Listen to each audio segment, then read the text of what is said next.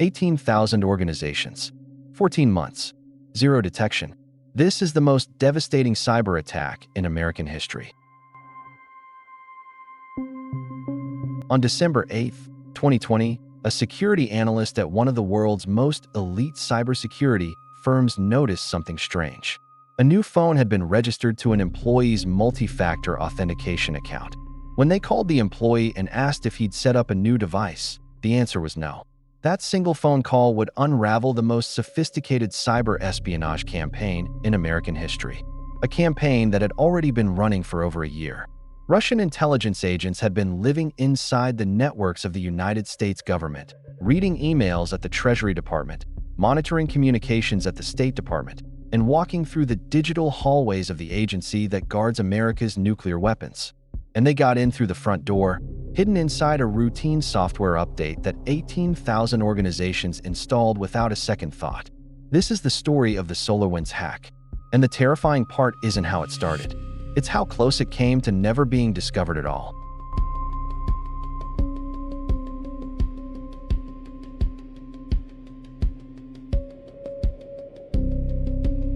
To understand how Russia pulled this off, you first need to understand SolarWinds. And more importantly, you need to understand why almost no one outside the tech industry had ever heard of them. SolarWinds is a Texas-based software company that makes network monitoring tools. Their flagship product, Orion, is essentially the nervous system of an organization's IT infrastructure. It monitors every server, every router, every firewall, every database. If something goes wrong anywhere on the network, Orion sees it. Over 33,000 organizations used Orion, including more than 400 of the Fortune 500 companies. The Pentagon used it. The Department of Homeland Security used it. NASA, the State Department, the NSA. SolarWinds was so proud of their client list that they published it on their website, complete with logos. They thought it was a selling point. In reality, it was a shopping list for foreign intelligence agencies. And Russia's SVR, their foreign intelligence service, was paying very close attention. Here's what made SolarWinds the perfect target. Orion doesn't just sit on the network. It needs privileged access to monitor everything. That means it has administrator-level credentials to every system it watches. Compromising Orion is like stealing the master key to every room in the building. And because Orion is monitoring software that organizations trust implicitly, its network traffic is essentially invisible. No security team questions why their monitoring tool is sending data. It's supposed to send data. That's its job. The Russian hackers didn't need to break into the Pentagon or the Treasury Department individually. They just needed to get inside one company, SolarWinds. And from there, every customer who installed the next software update would unknowingly open their front door. On September 4, 2019, the hackers made their first move. They penetrated SolarWinds' internal network. We don't know exactly how, but what we do know is what they did next. On September 12th, they injected a small piece of test code into the Orion software build system. Not the malware itself, just a test. They wanted to see if they could modify the source code, have it compile into the final product, get digitally signed by SolarWinds' own security certificate, and ship out to customers without anyone noticing. It worked. For the next 5 months, they watched. They studied SolarWinds' development processes, their build pipeline, their code review procedures. They were looking for the exact moment in the software assembly line where they could insert their weapon without being detected.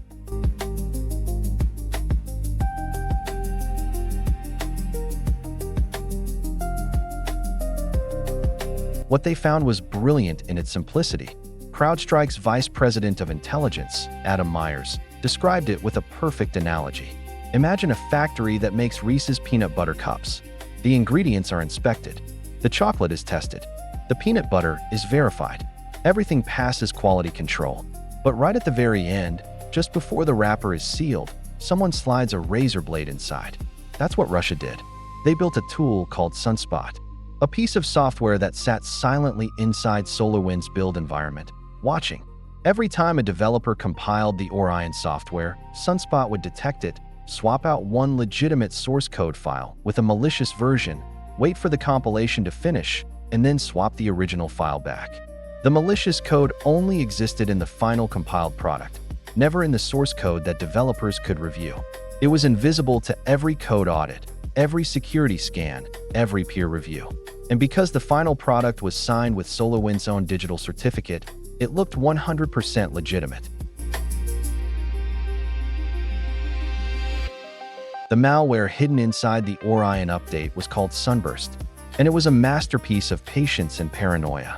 Just 3,500 lines of code, tucked inside a file called SolarWinds, Orion, core.businesslayer.dll. When a customer installed the compromised update, SUNBURST did something unexpected. Absolutely nothing. For 12 to 14 days, it slept. This wasn't a bug. It was by design. Most security sandboxes, the virtual environments companies use to test software for malicious behavior, run for a few days at most. By waiting 2 full weeks, SUNBURST outlasted every automated detection system on the market. When it finally woke up, it reached out to a domain called avsmcloud.com using DNS queries, the same type of network traffic that every computer on the internet generates thousands of times per day. But these weren't normal DNS queries. Hidden inside the subdomain names was encoded information about the victim's network, their Active Directory domain name, their installed security tools, their organizational structure. The command and control server on the other end would read this information and make a decision. Low-value target? Go back to sleep. High-value target? Proceed to stage 2. And the entire conversation was disguised as normal Orion network telemetry. To any security analyst watching the logs, it looked like the software was doing exactly what it was supposed to do.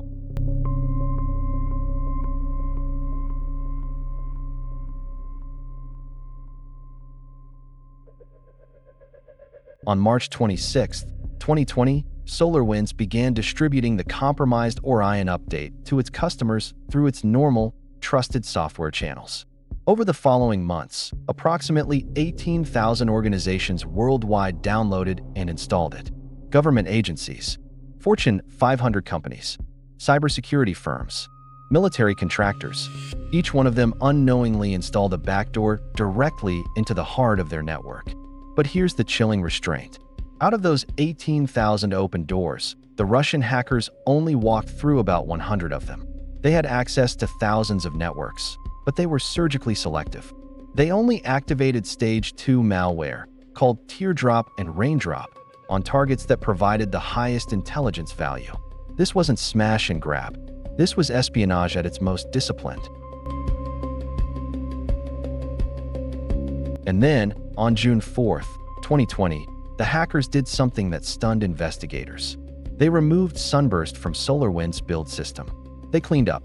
They erased their tools. They wiped their fingerprints. They had been inside SolarWinds' development environment for roughly 9 months, and they left voluntarily, taking nothing but their backdoor access to the 18,000 organizations that had already installed the compromised updates. The code inside those organizations was still active. The back doors were still open, but the factory itself was clean again. If anyone investigated SolarWinds after June 2020, they would find nothing wrong. The compromise had already been shipped, signed, sealed, and delivered. Adam Myers from CrowdStrike said his team later analyzed the malicious code for any identifying markers, developer comments, debug symbols, anything that might reveal who wrote it. There was nothing. As Myers put it, they washed the code. That was kind of mind-blowing.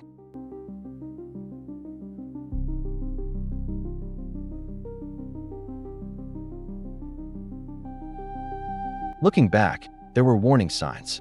They just didn't connect. In 2017, a SolarWinds security advisor named Ian Thornton-Trump left the company after management repeatedly dismissed his concerns about insufficient security spending. Then in November 2019, an independent security researcher named Vinod Kumar discovered something jaw-dropping. The password for a SolarWinds FTP server was SolarWinds 123, and it was sitting on a public GitHub page, visible to anyone with a web browser. Kumar reported it. SolarWinds changed the password. But when former CEO Kevin Thompson was later questioned about it before the United States Senate, he blamed an intern. He said, "That was a mistake that an intern made. They violated our password policies." Now, SolarWinds insists this password was for a third-party system and had nothing to do with the SUNBURST attack. And technically, That may be true, but it painted a devastating picture of a company trusted with the keys to America's most sensitive networks that couldn't even enforce basic password hygiene. Here's what makes this story almost unbearable. Two separate cybersecurity companies detected suspicious activity linked to the compromised SolarWinds updates, and neither one connected the dots. In the summer of 2020, Velexity, a small but respected cybersecurity firm, noticed unusual network behavior on a client system. They investigated. They found something concerning, but they didn't have enough evidence to definitively trace it back to SolarWinds. The thread went cold. Then in October 2020, Palo Alto Networks, one of the largest cybersecurity companies in the world, discovered a malicious backdoor. They investigated for 3 months, and then they closed the investigation without identifying the supply chain connection. The answers were right there. But without the full picture, the individual puzzle pieces didn't make sense. The hack continued undetected. Meanwhile, the Department of Homeland Security's own network monitoring system, a program called Einstein, was supposed to catch exactly this kind of intrusion. But Einstein only scans for known threats, known malware signatures, known attack patterns. SUNBURST was entirely novel. It had never been seen before. Einstein was watching the front door for criminals with familiar faces. The Russians walked in wearing a SolarWinds uniform.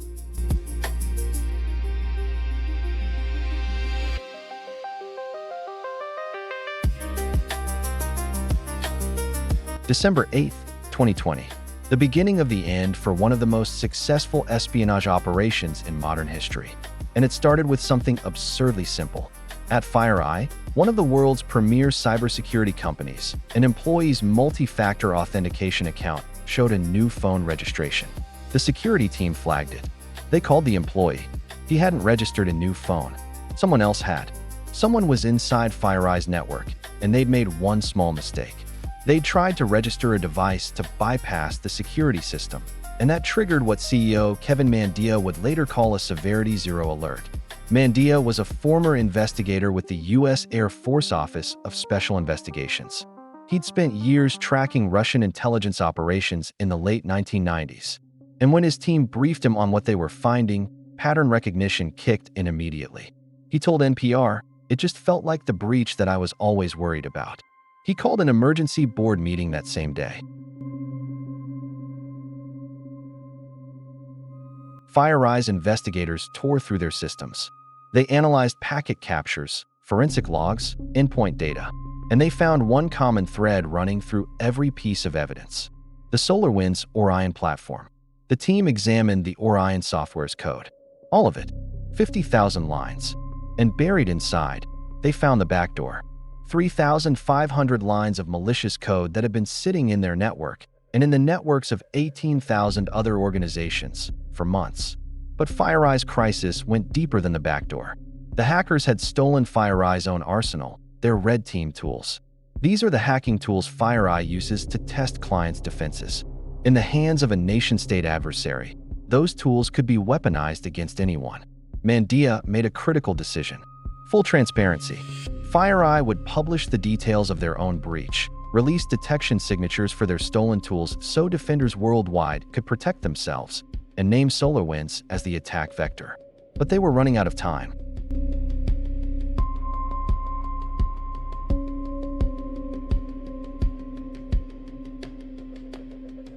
Mandia's phone rang. A reporter. They had the story. "We were in a race," Mandia later said. On December 13th, 2020, FireEye and SolarWinds simultaneously went public.